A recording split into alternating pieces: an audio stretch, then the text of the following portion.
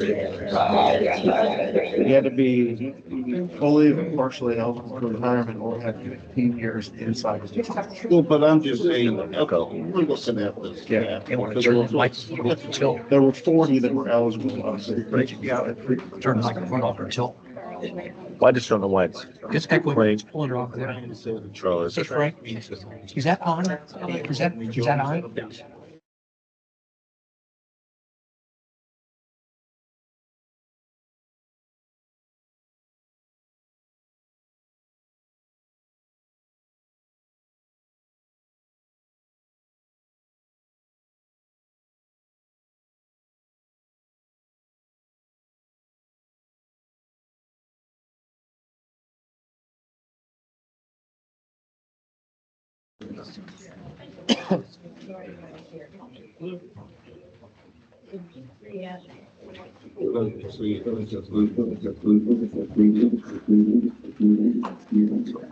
Up there, it's got to be muted.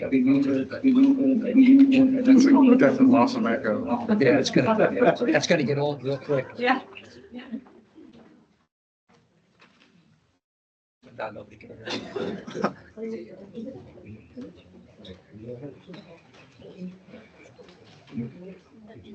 You ready?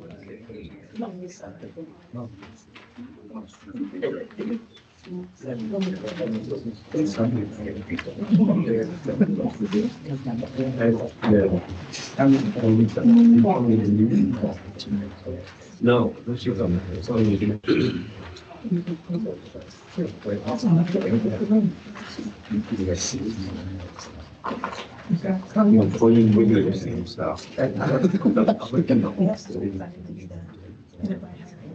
Quite literally.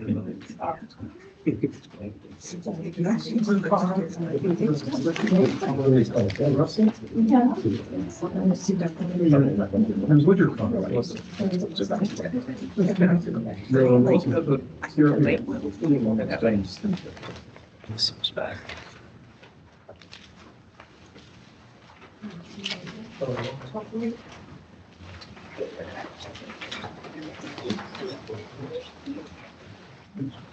You ready to? I'm sorry, I didn't bring enough for everybody. No, you didn't. If you don't drink that much of it, you're gonna have to take like 5 breaks.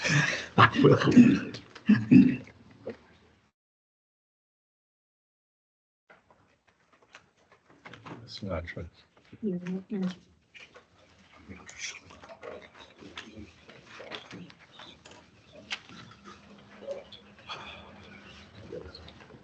We didn't bring the name tags, so we have to introduce Phil. Yeah. Forgot the name tags. What they term is, nutrition is. I gotta hire somebody now. I know, it's just. My letterhead. You see my letterhead? I have to look at the name, I don't remember. I could look it up. That's what we did too. But it's how soon I can get them. That's the way they do the stress test tomorrow, and that is another EKG. I guess. Oh, there's so.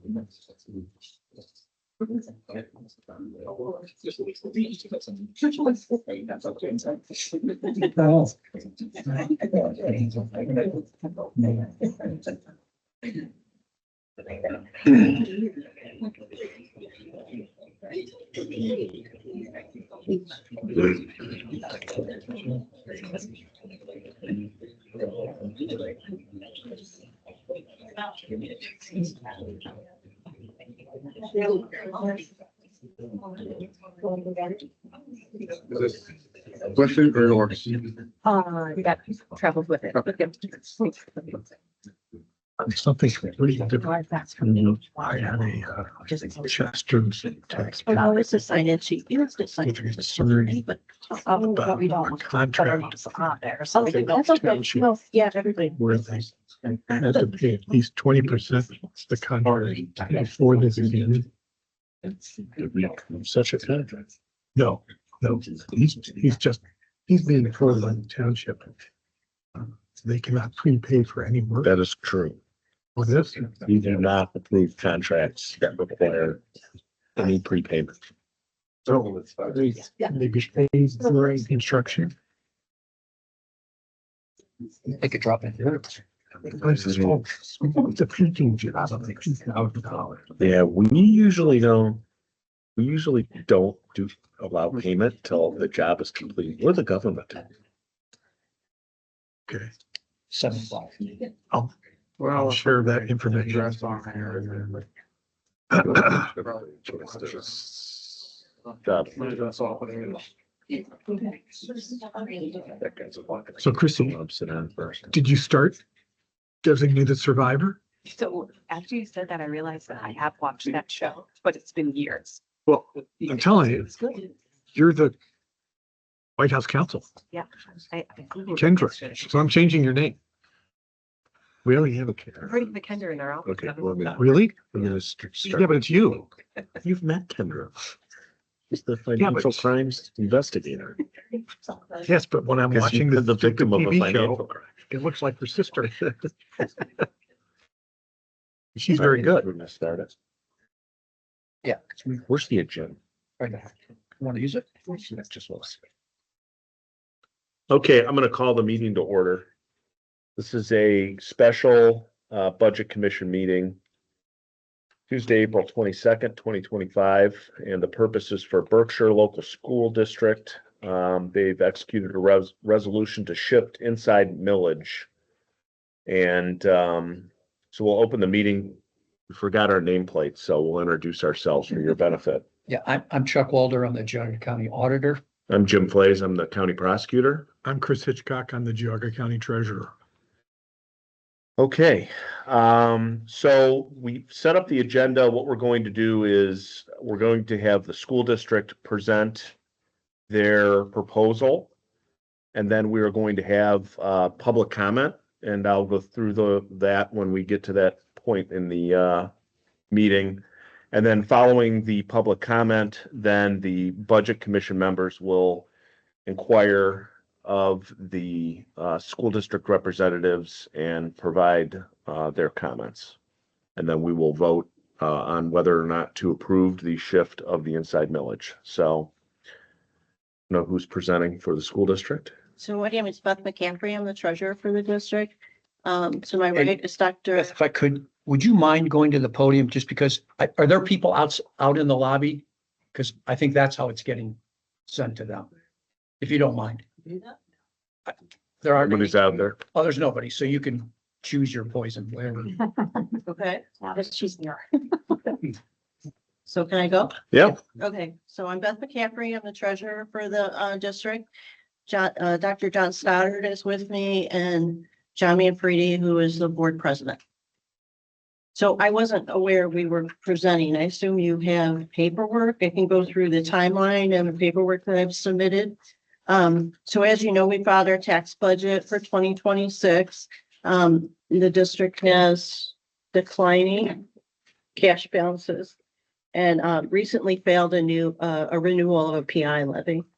So on January 22nd, the board had a special board meeting, and the purpose was to discuss tax levies, tax implications, and additional revenue sources of the district.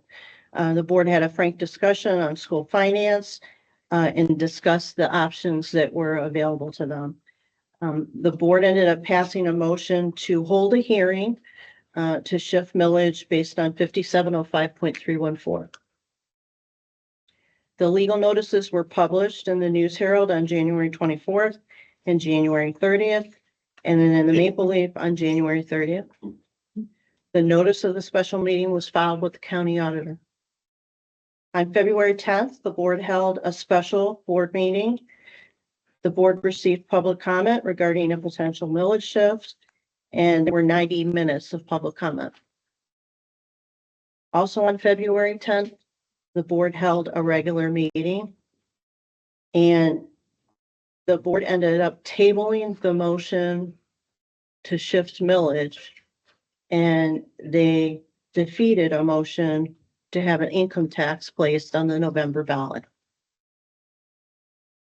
At that meeting, they decided to have another special meeting that was advertised for February 26th. And it was to hear the motion of the inside millage shift. The board heard public comment again. And they ended up passing a motion to shift 2.5 mils of general fund inside millage to the permanent improvement inside millage. On February 27th, the resolution was filed along with a Schedule 2 of the 2026 tax budget, along with a 5-year budgeted statement of revenues, expenditures, and fund balances to the Geauga County Budget Commission. Since that February 27th date, we have had 2 meetings, March 10th and April 14th, with no comment. So as I said, I submitted a revised Schedule 2 for you, showing the general fund and the permanent improvement fund. And I've also submitted a budgeted statement of revenues, expenditures, and fund balances. So you can see in 2026, I would show a half year of collection and the associated expenditures, leaving a 0 fund balance at the end of 2026. 2027, we would see the full millage collection. And you can see what our requirements are for 27, 28, 29, and 30. So in summary, in accordance with 5705.314, 5705.341, a hearing was advertised in a local designated newspaper for 2 consecutive weeks. The hearing notice was filed with the county auditor. The hearing was held separate from a regular board meeting. A resolution was passed to shift the millage from the inside general to inside permanent improvement. The resolution was filed with the county auditor, and Berkshire has provided the Budget Commission with documents that demonstrate the need for the shift and are properly authorized. Okay, is that it? Thank you.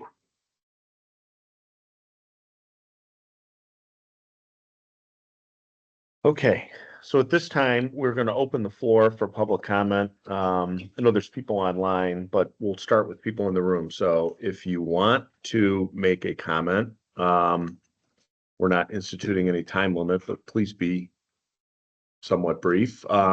Step up to the podium, just say your name and township or village you live in, and you can go ahead and make any comment.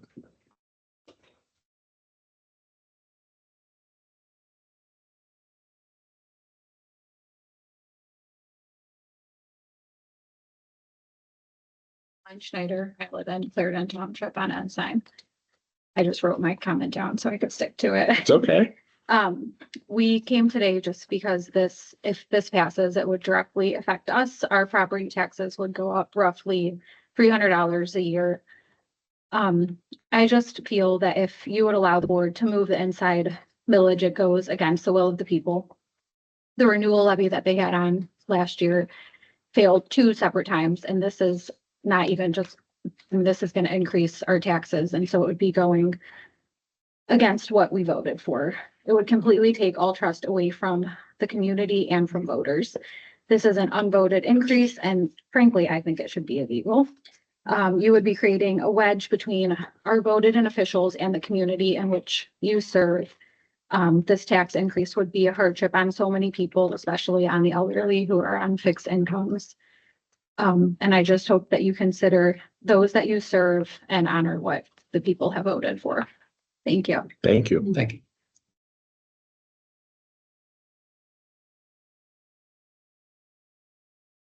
Anyone? Oh, First, let me say thank you to this budget. Who are you? Oh, I'm sorry. I mean, we know who you are, You but guys don't. I'm Everyone Ken knows. Burnett. I live in Burton Township. Again, first, let me thank you for rescheduling this meeting that allows the average working taxpayer to attend such a meeting and give their opinion. Secondly, and I think I can talk into this thing, I feel we need to be reminded that the Berkshire community has always supported their schools. When properly informed, of the needs. Recent history shows us that after a public campaign informing the community of facts in 2018, our Berkshire voters approved a 3.65 mil bond issue by a 65 to 35 vote on the very first ballot, which was unheard of. How did this happen? Well, we were told at the time that we could operate one school more efficiently and more effectively and more economically than we could 3 old school buildings, which made a lot of sense. And apparently 65% of the voters agreed with that. In 2019, we began to see this support that was historically there and the confidence waver as the 2.5 mil permanent improvement renewal levy passed by only a 51 to 49% vote. So we could see the trust was lessening. 5 years later, that same levy failed twice within a 12-month period. Has our administration and board asked why they're losing support? No, sadly, instead of doing that and researching it and educating the community, they spent their efforts devising a plan to override the last 2 public votes. Let's look at some facts. When we opened up the new school in 2022, the enrollment at Berkshire was 1,359 students. In 2025, there's 1,323 students. So just a slight decrease, nothing major, but we're not growing either. And during the same time from 2022 to 2025, the general property tax increased from 6.55 million to an estimated 7.79 million, an increase of 1.4 million annually. The income tax that we all pay went from 3.5 million to 3.85 million, an increase of about 355,000, for a total increase of income of about $1.75 million. During that same time, the expenses went from 16.8 million in 2022 to 20.1 million in 2025 estimated, which is a 3.3 million increase over so almost double what the projected income is. The reevaluation of Jogga real estate values in 2023 that we're all very familiar with increased Berkshire's property income tax by over $2 million. Even with the failure of this 2.5 mil levy, they still gained over $1.6 million in property tax revenue from previous years. I want to refer to a recent quote from our U.S. Representative Dave Joyce, who recently said, in referring to our federal government, our government doesn't have an income problem, we have a spending problem. I suggest to you that Berkshire Schools has a similar problem. The Berkshire Board heard from many residents during their public meetings, with the majority asking them not to approve the proposed inside millage transfer, but instead to educate and communicate to the Berkshire community the needs of the school, and once again allow the community to decide the future of Berkshire schools.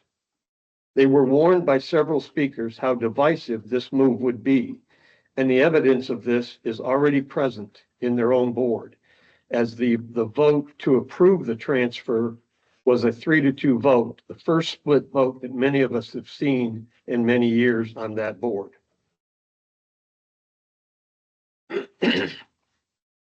I'm asking you as the Budget Commission to override the Berkshire Board's vote in the same manner that they overruled the Berkshire community vote, and return them to the polls for direction from the Berkshire voters for the future of our Berkshire schools. The young lady prior to me mentioned she wished it was illegal. And I know you gentlemen know that there is a bill pending that will make this illegal. But we're asking you to deny this request and let the state legislators work on making this kind of move, which is an unvoted tax increase, illegal in the state of Ohio. Thank you very much.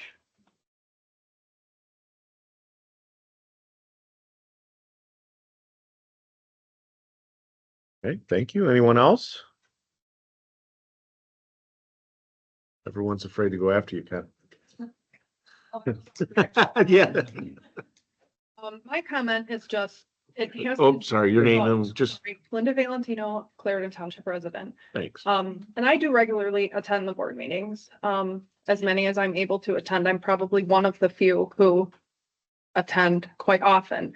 In the board meetings, they have said that if this millage transfer were to happen and they place an income tax levy on the ballot, that if that income tax levy were to pass, that they would repeal this move of inside millage. I've done all the research and looked everywhere I have possibly been able to look, and I cannot find anything that says that they're able to repeal it. I also cannot find anything that says they can't. So I'd like you gentlemen to please keep that in mind when you make your decision, that the promise has been made that if they do put another income tax levy on the ballot and that were to pass, that it was promised that this would be repealed. Thank you. Thank you. I would tell you, my understanding of the law is they could pass a resolution to shift the millage back, which would then result in different revenue coming in, a decrease in revenue coming in, but it would go for a year. So, which a year worth is how much? The shift, well, 2.5 mils at a half a mil per, But how much money? So, $1.5 million. You're the other. $1.5 million. yeah, I so don't that, see anything out of school. that revenue couldn't go back. That revenue would be collected for a year, no matter what would happen. So. Okay. Couple more. Now they're getting confidence. That's right. My name is Leslie Smetana, Clarendon resident. Terrible at this, but I can't be silent. In what has been said, state funding has completely changed and the funding that we're receiving is not looking the same. And I think the schools are the heart of our community.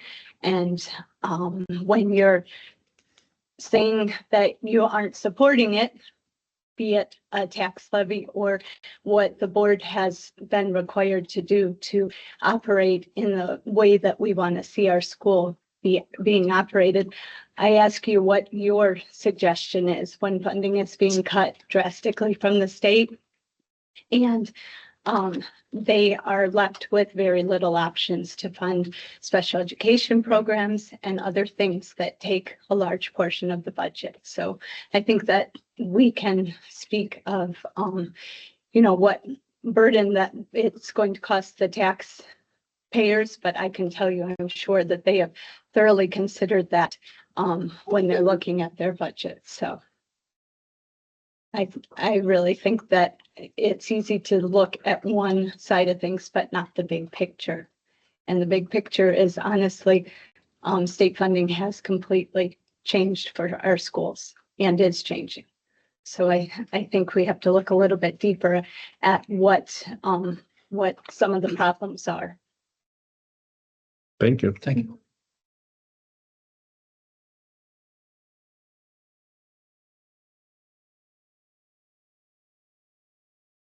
Name's Ken Klein. I'm from Clarendon Township. I was at the prior meeting of this board, and there was a discussion made as to when or not to have this vote. And I understand from that a decision didn't really need to be made until December of this year.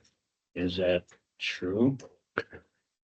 Well, Well, yes and no. So I am required by law to file with the state the new tax rates, which would then take effect on January 1st. Okay. So it is true that the auditor's office has to file with the state sometime near the end of the year. Okay. There is work, however, that Budget Commission is required to fulfill within certain windows of time. Right. So we have to back those dates up. Okay. So this isn't a late or an early decision to make right now. Okay. But there are time constraints. Right. There is time, though, from what I understand then, that possibly the school district could come up with other ideas rather than this millage and possibly be open to more input from the community before they would act. It's not necessarily a thing that has to be done tonight. Yeah, I mean, is that true? Yeah, technically it doesn't. However, I believe I don't want to paraphrase the treasurer of Berkshire School, but there's obviously planning that needs to be done. Mhm. And I think it would be a bit irresponsible to, at the last minute, either pass it or not pass it. Yeah. Not giving an opportunity to the school to prepare for whatever the decision is. Yeah. So I think that was the dialogue we had at the last meeting. Mhm. So we agreed that we would do this in as timely a manner as possible to give as much time as possible. Okay, but in light of the fact that it seems as if there's a discrepancy between what the will of the people is and what the will of the board is, maybe if this could be possibly slowed down a bit, maybe cooler heads or better, a different avenue might happen. The first person I've ever met that wants government to slow down more. Thank you.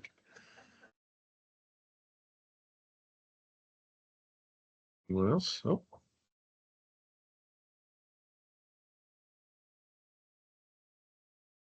My name is Jackie Arnold and I live on Broadwood Drive in Burton. And I just want to say thank you to the board for all the work they've done. Our kids all graduated from Berkshire and we've seen the school and how it's grown and what we have to offer to the community. We're both retired, but we're very happy to pay right now. We know the cuts that are being done with the school district, and hopefully we're going to have grandkids in the future going, and I just really appreciate what they've done with the school and everything that's offered there. And I hate to see us go backwards and get to a point where we're drastically cutting things before we address the issues that we have. Thank you. Thank you. thanks.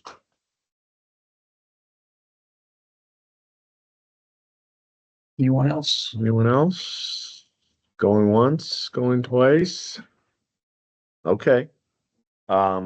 Anyone online that would want to make a comment? The same rules apply. You have to give your name and where you live. And unmute yourself. Yes. Yeah, could be two people talking. Okay, I'm gonna let it. Okay, I don't see anyone online looking to participate, so we will move on. So, last part is I think each of the budget commission members have an opportunity to make a comment, make their comments and maybe inquire if you have any questions. I didn't know. Want me to go first? Whoever wants to. What Doesn't matter. do you have a I have a PowerPoint, a real short one, but I why don't I go before that? I do. Unless you want to go. You want to go first? Jim likes No, my I'll let you. PowerPoint. Okay. I don't have a PowerPoint. Okay, so just a couple things. First, I was gonna ask, so under 570534, there a rate resolutions required to be filed with the county auditor by April 1st. So there were two school districts that didn't comply with that. You were one, Kenston was one. Kenston's board had passed it and they had just inadvertently not sent it to us, but we didn't receive a response to our letter of April 7th inquiring as to the status of your rate resolution. So I have a extension pending with the tax commissioner. The lady that grinds those is on vacation this week. Okay. So your board has not passed one. They passed it in April. So why didn't you file it with the county auditor? So I'm waiting for the extension. Okay. Well, that would have been helpful. So there's two issues here. There's kind of, I'm going to approach the legal issues and just give you everyone my thoughts and what some of the law is on this and some of my concerns. So I think the reason most of you are here is you feel like a fast one's being pulled. There's an unvoted tax increase. There's a provision in the law that if someone is at the 20 mil floor, which Berkshire is, that they can move their inside millage to permanent improvement, which doesn't count towards the floor. So that money is taken and it's still taxed, put in a different fund, and then your taxes are all raised to make up for what was moved over, which is what they're trying to do.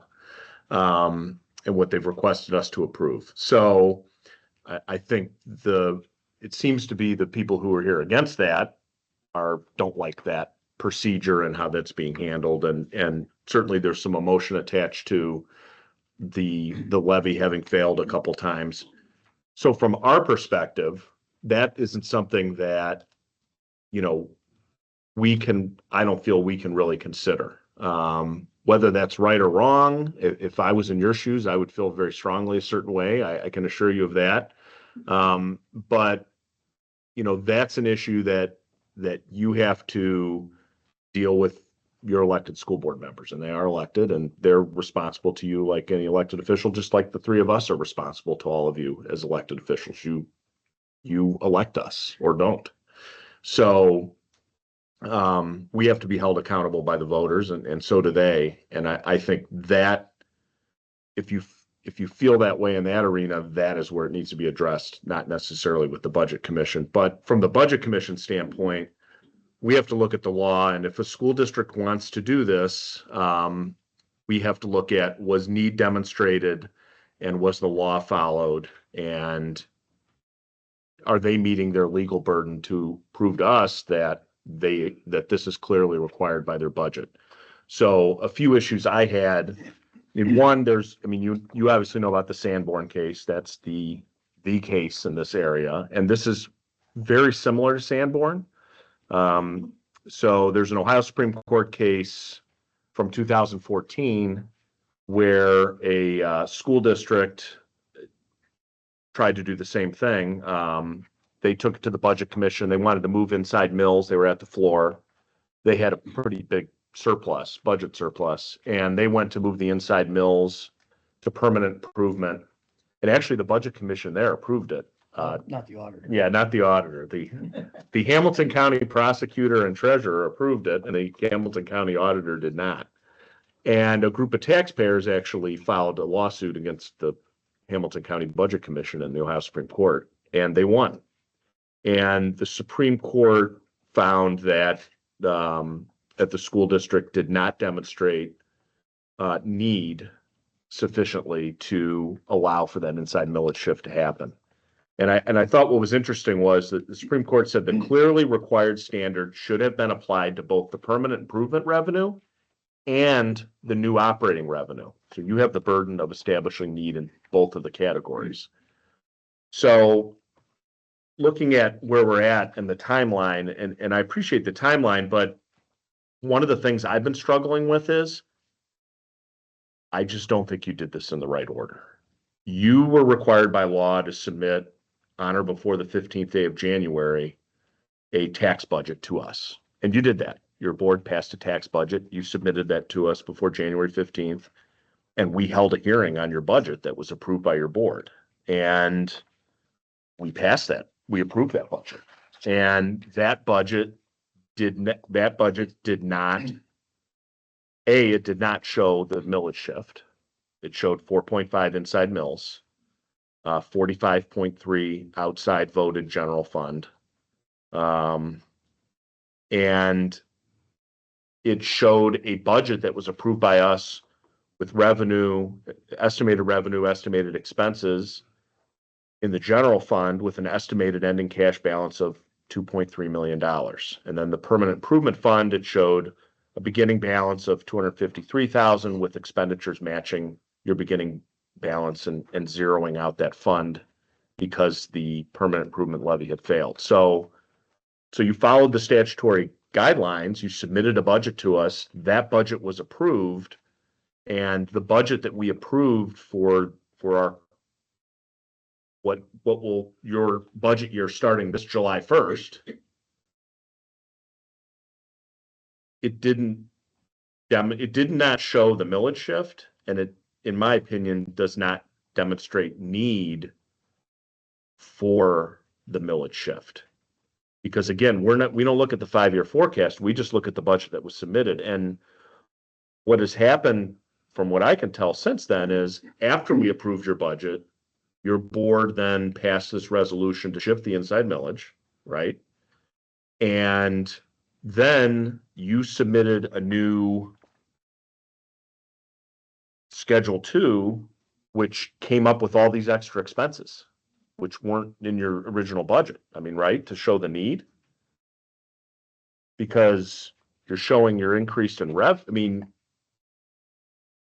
I guess my point is, if you're shifting the millage and getting this windfall of revenue, it wasn't in the budget that you submitted to us and that we approved. So, and you weren't showing deficit spending, like you were showing a cash balance at the end of the budget cycle. So I guess what I'm struggling with is if we have to determine whether this additional revenue created by the millage shift is clearly required by your budget and that you're demonstrating need in both permanent improvement and general fund for these added revenues, that wasn't demonstrated in the budget that you submitted to us, that your board adopted and you submitted to us on January 15th. So what's your question, Joe? Well, I guess that's not, but am I right? I mean, you came up with expenses after you submitted Moved budget. expenditures from the general fund into the PI fund. So you changed your budget. No, I was able to shift general fund expenditures into the PI fund that were in the transfers. I'm curious. But if there's not, Say- if there's not additional expenditures, then how are you justifying the need for additional money? I'm shifting expenditures from the general fund, as I showed in my budget, into PI. Okay, but when you shift the inside millage to PI, you're generating additional revenue in your general fund. Right? Because you're at the floor. We're having a little bit of growth, but it's not a one-to-one equal growth. If you're at the floor, it's dollar for dollar, isn't it? Well, yeah, here, I guess here's my concern. Wait, is it dollar for dollar, Mr. Walter? If you are shifting 2.5 mils Yes. into the PI, Yes, your floor will be adjusted 2.5 mils. it will not. You are incorrect. I beg to differ with you. Okay. Well, So why wouldn't is it? How If is you're your at the floor? floor, how, Utility subject to the 20-mil floor? You're moving inside millage, You're missing which the is, point. which is included in the floor You need to calculation. do the math, sir. Well, maybe you should run for auditor. You know what? I'm retiring in a couple of years. There you go. Hey, I think my challenge with this is if all you've done is shifted expenditures from the general fund into the PI fund to justify this whole maneuver, why don't you just pay for PI out of the general fund? It's perfectly illegal unless I'm wrong on that point too. we need to, another revenue source. so That's then at exactly least you've right. admitted it. So you are want to giving raise it. revenues. Okay, Tim, I mean, okay. like, But I'm we- saying we your need budget, to Generate additional revenue. You are incorrect in saying that we're gonna get, so a mill is, let's say it's $505,000 $500,000. Okay, and you believe we're gonna get $1.5 million? in floor adjustment. Yes. If nothing else changes, that's what you'll get. You're Why would- counting the floor, that public utility is not subject to the floor, Chuck. The 2.5 you're shifting is not inclusive of But only it's public not- utilities. You're saying, if you're saying a mill is $500,000, Right. it's actually 550. It's 505 at Okay, 100%. 505. Does that include public utility? It includes your total asset value. Public utility. That's right, your And is total public asset value. utility subject to the floor? No. But that's inconsequential You to and your I are once calculation. again are gonna agree to disagree, Chuck. That's fine. So I suggest you do the math. Well, apparently one of us hasn't done the math, and I'm not the I one know I have. asserting. Well, maybe this is part of the problem with your constituency. It's not. We have had several. Let me ask you a question. What was your yield of your PI levy? Your annual yield? 500,000. $489,000. Okay. Are you agreeing that 2.5 mils inside is more than $489,000? And do you recall what I said at our budget? I'm asking hearing? you a question. Don't answer my question with a question. Is 2.5 mils inside more than Yeah. 400? How much more is it? It's quite a bit more. Maybe close to 3 times? What's 505 times 2.5? I mean, I think we all agree that's straight math. Okay, That's 2.9 times. You're moving 2.9 times more money into your PI than you had when the levy was denied by and your am I voters. showing need? No, your PI levy does not show any need on your budget submission. The revised budget that I. There gave, is no such thing as revised Okay. once the Budget then Commission I'm not acts on gonna it. Continue to argue with You you, think sir. the Budget Commission is an iterative process. It is a process determined by a date. When the budget is submitted on that date, Okay. this commission acts on that date, and you cannot alter it after that point in time until the beginning of that calendar year. And then it's an amended budget. That's how it works. It works for townships, villages, and schools. And you can laugh and be disrespectful all you I'm not want. being disrespectful, Well, sir. okay. Well, I guess to Chuck's point, I mean, you're not, we all agree you can pay permanent improvement expenses out of the general fund. So to just shift expenses that in your original budget you were going to pay out of the general fund and shift them into the permanent improvement fund, that's not demonstrating need. Because our general fund balance is in trouble. You said it yourself.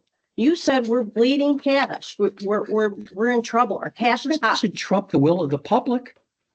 It you- doesn't make it act different. Like this is something where, but once again, at a budget hearing, I brought up that you're constantly vilifying schools. Well, I think This is, if you would let me talk, sir, this is a product of our General Assembly. I don't like paying taxes either. I have no children. I have paid taxes to Ledgemont and to Berkshire, income taxes and real estate taxes. It's the proper thing to do. That's how I was raised. People can argue with that. That's okay. That's how my parents raised me. That public schools are important. It adds to the community. It adds to your home value. Only on a personal note, the only reason I was able to build a house in Ledgemont was because the school system was failing. I couldn't afford to build in West Yaga. That's where I grew up. I would have loved to live in Chesterwood, but they had a good school system. you may not want that now with their inside millage increase. Their increase was $4.5 million. And their voters are going broke. There are 2 school districts in Geauga during this period of the sexennial that were at the floor. And both of those school districts' residents are bleeding money. That may be inconsequential to you personally, but I listen to them when they call me. And I get calls, emails, texts, and letters every day. I have gotten 0 phone calls, 0 texts, 0 emails in support of this activity. They've all been saying, stop the bleeding. And I think that's what's You going, would let me finish, sir. well, apparently I don't finish, but go ahead. The General Assembly has shifted this tax burden to the residents. In 1999, when DeRolf went to the Supreme Court and school funding was considered unconstitutional, they were at 47%. This bill that's pending is going to go down to 35%. The key word there is pending. Okay, the governor's bill. The school districts across the state of Ohio Mhm. were crying 2 years ago about House Bill 1. Right, I believe you called us professional victims. You put it in your budget that you were going to go broke because of House Bill 1. House Bill 1 never left the House. It never passed. So it's all on a forecast of something that is not yet materialized. We deal with things that have occurred. Mr. Walter, you and I are gonna always have to. Then agree that's to disagree, fine. And that's fine, yep. Mr. Flake, I'm not an attorney. We obviously filed, or followed legal counsel's advice. So it's gonna be between attorney and attorney. Yeah, that's, I mean, then So you, I- then you got bad advice because you should have done it before January 15th. I mean, I don't, I'm just bewildered why this was done after your tax budget was submitted. I mean, the whole point of the tax, when you look at the point of the tax budget, and I know that, you know, you don't get a lot of people, public doesn't show up, but the whole point of these tax budgets is that, you know, they're advertised, there's notice given. Your legislative body, whether that's Board of Township Trustees or a village council or school board, they review the budget, they approve it, it's submitted to the auditor, and then the budget commission considers it. And so there's a whole process there that you went through and followed the law. But this was nowhere to be found in the budget that we just approved. That was, Like I said, it's gonna be between attorneys because we obviously followed advice of legal counsel.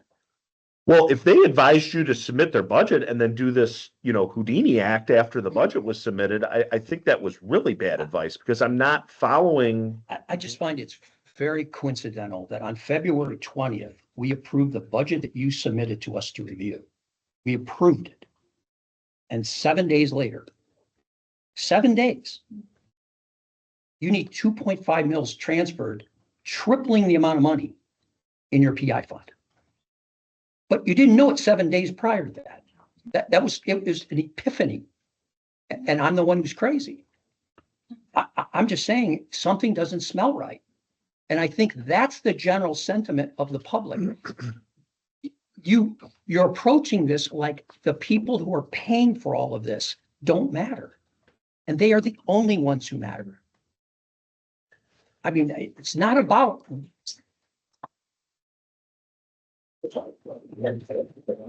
It's really not about the schools. I think the disconnect between the schools and the public is encapsulated in this conversation. It is dismissive. It is, if you don't agree with us, you're the devil. You're anti-school. I'm a product of public high school. I mean, you can nod and laugh and I'm smirk. not laughing. I'm shaking my head, Chuck. Yeah. Well, okay. So it's a figment of my imagination. The point though is I'm a product of public schools. So I understand the quality and value of a public education. The reality though is studies have been done to show and prove that just throwing money at a problem doesn't solve it.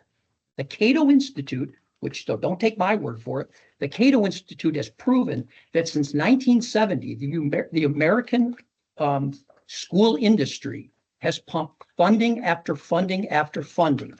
Yet the three basic building blocks of education, science, reading, and math, have stayed the same or gone down.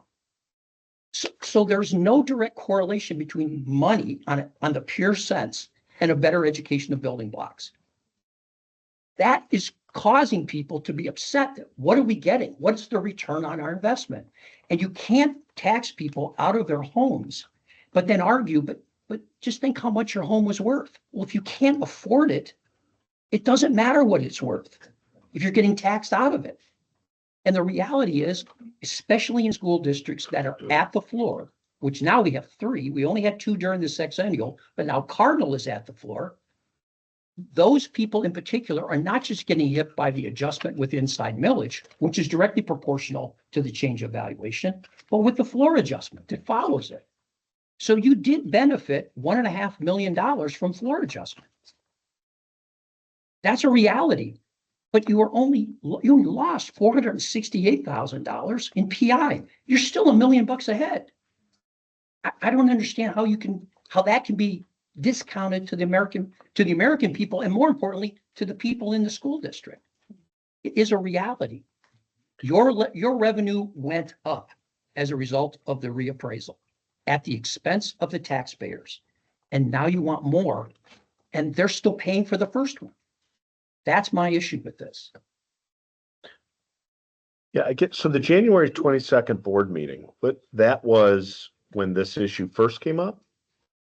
January 22nd So was the we meeting. had, we had a special board meeting on the 22nd to discuss tax levies, tax implications, and additional revenue sources for the district. So before January 22nd, you didn't know you needed money. As a result of the tax budget, my board looks at financials every single month. But the tax budget was this is what, so the law says your board has to pass a tax budget on or before January 15th, which you did. And then less than 10 days after that, I'm assuming that when was this resolution of the unvoted permanent improvement levy? When was this resolution prepared? That was prepared for the February 26th board meeting. Well, that's when it was passed. You said it was initially tabled, so Right, so. The what? The 10th. February 10th. It was one of the options. I mean, we talked about a whole lot of options on the 10th. So, It wasn't solely to, I mean, we had a hearing and talked about all the options. I guess I don't know how the board can resolve that for its budget for fiscal year 2026, 25-26, and thereafter, the board will have identified the need for certain permanent improvements for the school district, and that you need to shift these mills when you just submitted a budget to us 30 days earlier. For the same period, for 25. For 25-26, that did not show any of those expenditures. I will say again, this was done on advice of legal counsel. To pull fast one? I mean, that's what it seems like. You're trying to manipulate the budget process. Well, no, it does seem that way. Why would you it's right at less than 7 days after we pass your budget, then you pull this out of the hat? Like, I mean, no. what is your legal counsel advising you of? We were having trouble. Then why didn't you put it in your budget? I talked to you guys about the loss of revenue, the loss of open enrollment. Why didn't you put the permanent improvements in your budget that you submitted by January 15th? In 26, if you look at in 26, we're gonna pay all of what we could, okay? The other 600,000 was in there. No, it's not. It's not in there. It may have been buried in the general fund, but it wasn't in your PI fund. You show. Fund was zeroing out. The PI fund, we had to put it in the general. You can go negative in a fund to show need. Okay. You're I mean, telling me that a fund can't go negative to show need? That's what you're telling me? So if you spend more than what your general fund has, your balance never can go negative. It absolutely can. That's what puts you in distress. That's what the state comes in and says, you've got a problem. Why would the PI fund be any different than that? Yeah, again, forgetting all this, these other, I mean, just from a legal standpoint, the budget that you submitted to us in accordance with 570528 that was approved by your board, this budget this thing hasn't been approved by your board. I watched the meeting. They did not approve the budget, a new budget, right? Right. Okay, so. How can we consider it? So the budget that went through the proper statutory process that was approved by your board, submitted to us and approved by us, does not demonstrate need for these revenues. That's where I'm at. And if you read Sanborn, if you read what the law of the land is, then we can't approve this legally. It's going to be a real shame when you spend $200,000 on Bricker to try to argue that the budget that we approved that didn't show need, somehow you're entitled to this millage shift. I'm troubled by that.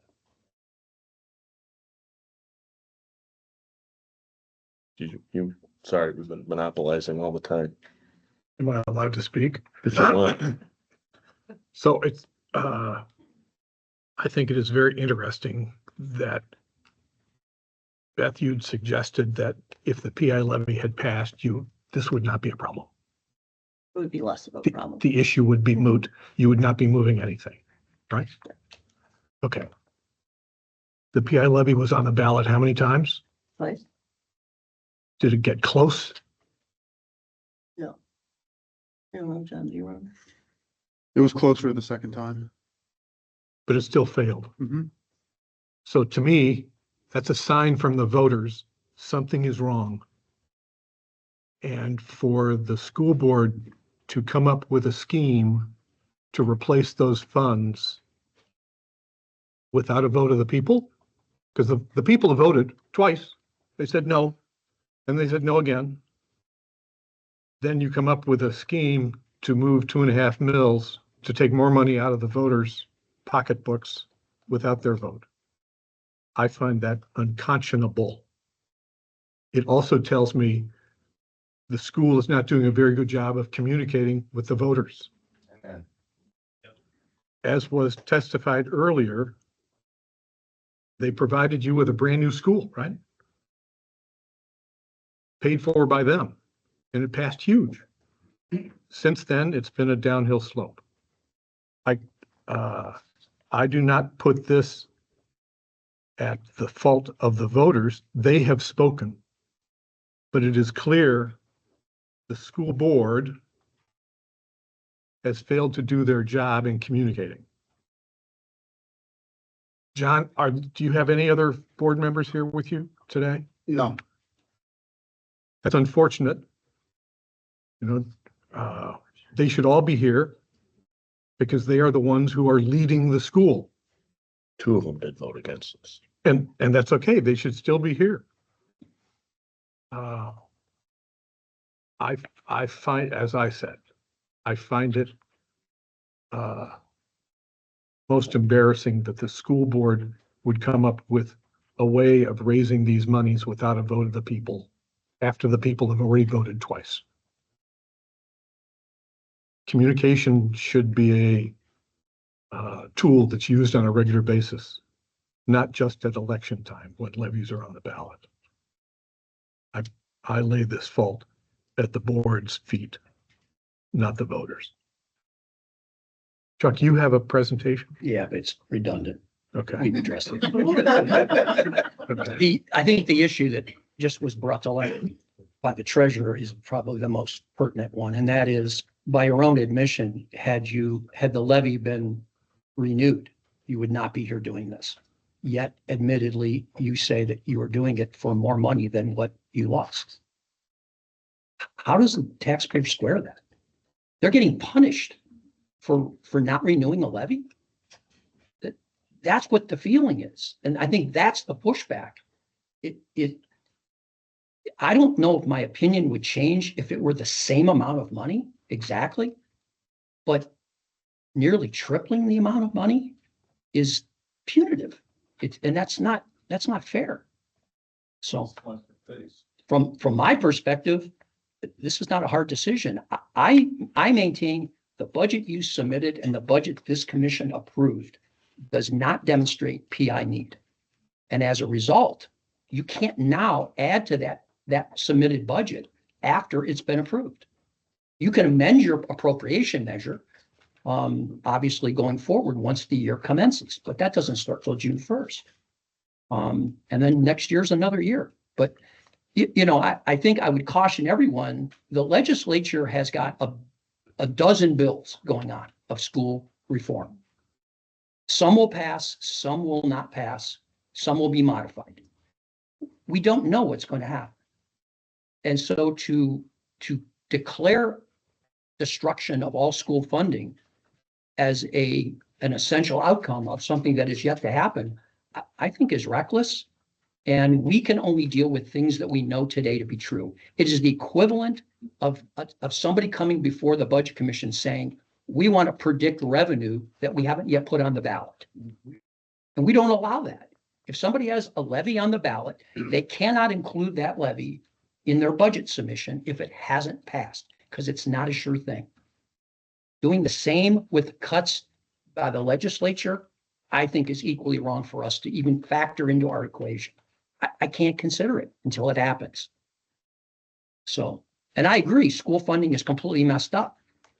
But the answer isn't just to just tax people more. The answer is to fix the problem.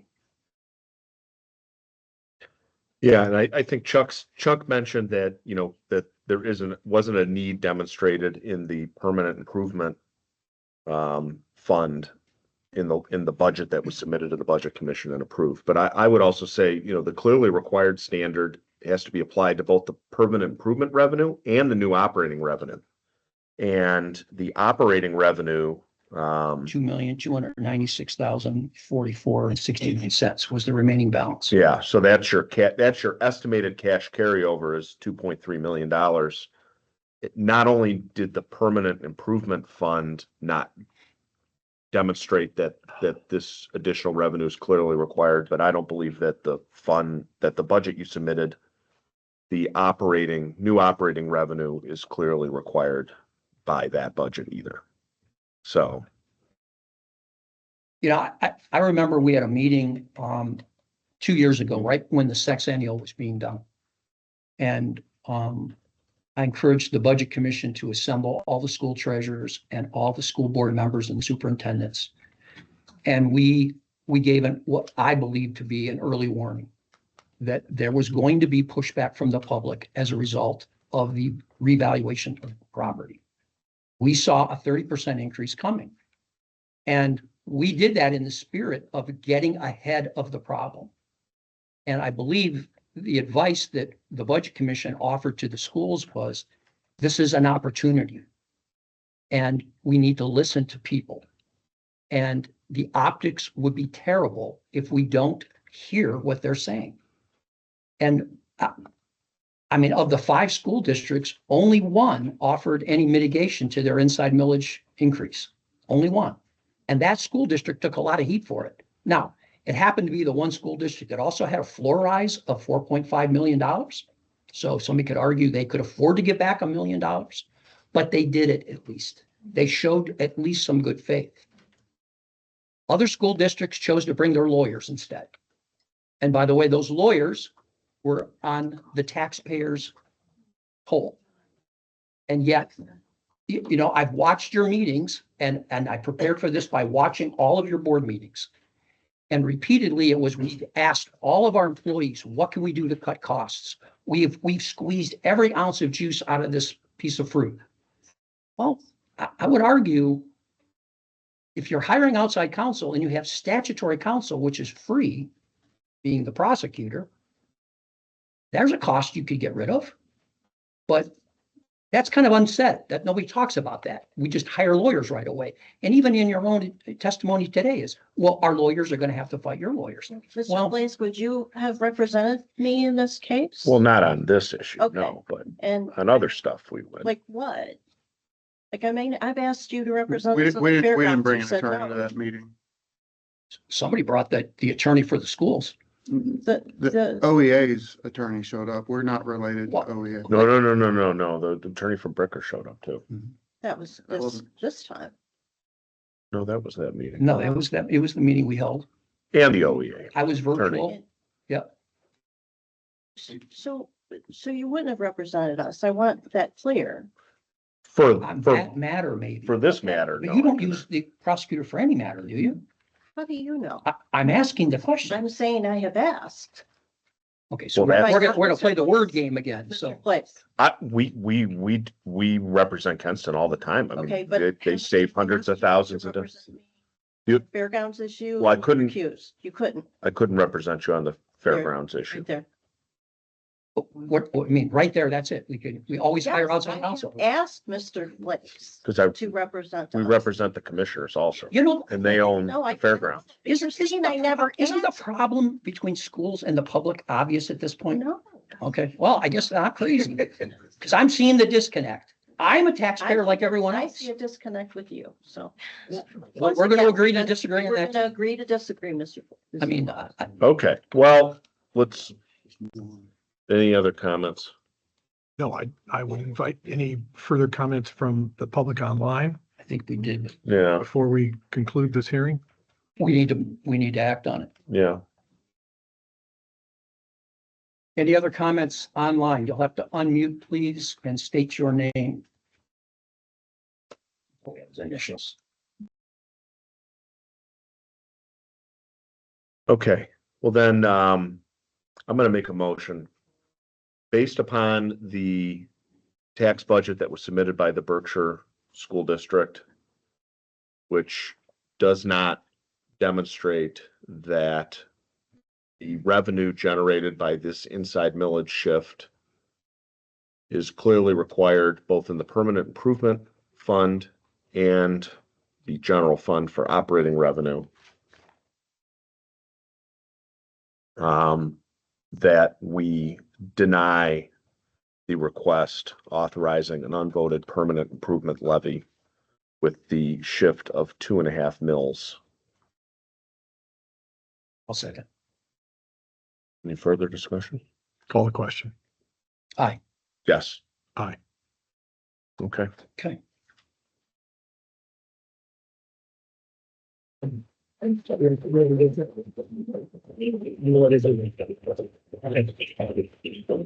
Motion. So wait, is there any other, Any other, do we have anything else that we have to deal with? any other business? If you didn't sign in, please sign in. They're very interested in that sign-in sheet. Need it for our records. There being no further business, I make a motion to adjourn. Second. Okay, yes, Aye. we're adjourned. Thank you, everyone.